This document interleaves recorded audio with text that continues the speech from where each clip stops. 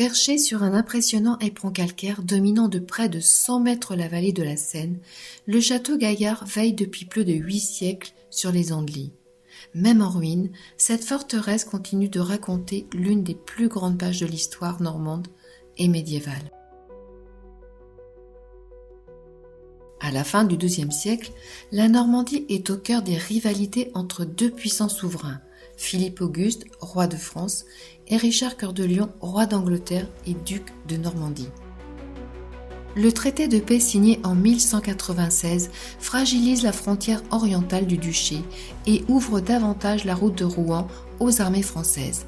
Conscient de l'importance stratégique du site des Andelys, situé sur un méandre de la Seine, Richard Cœur de Lion décide, malgré les interdictions du traité, de s'en emparer et d'y construire une forteresse capable de verrouiller la vallée.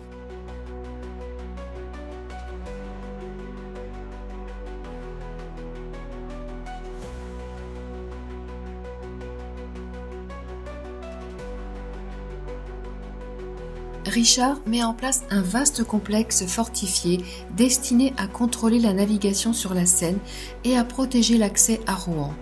3 rangées de pieux de bois appelées estacades barrent le fleuve. Une île est aménagée avec une tour et des remparts reliés par un pont fortifié. Sur la rive droite se développe un village protégé par une muraille. 2 avant-postes, la motte Cléry et le fort Boutavant complètent le dispositif. Dominant l'ensemble, le château, initialement appelé château de la Roche, apparaît comme la pièce maîtresse de ce système défensif. La forteresse témoigne d'un remarquable génie militaire. Les remparts, les tours circulaires et la célèbre enceinte en forme de coquille Saint-Jacques illustrent l'originalité de cette architecture conçue pour résister aux sièges les plus redoutables. Pourtant, la destinée de Château-Gaillard bascule après la mort de Richard Cœur de Lion le 6 avril 1199. Son frère, Jean Santerre, lui succède à la tête de l'Angleterre et de la Normandie. Profitant de cette période de faiblesse, Philippe Auguste lance une vaste offensive contre le duché.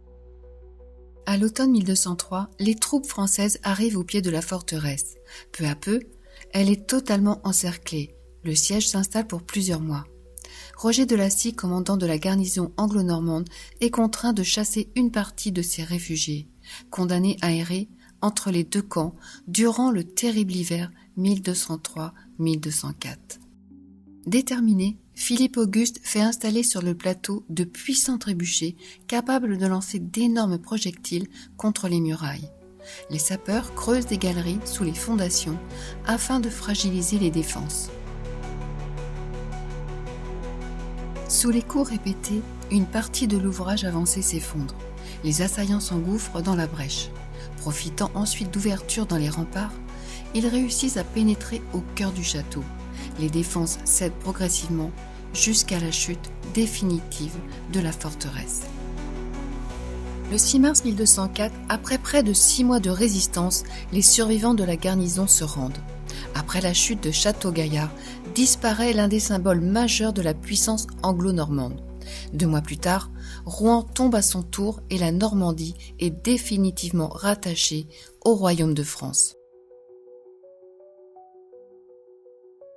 Philippe Auguste fait réparer les dommages causés par le siège et maintient une garnison dans la forteresse.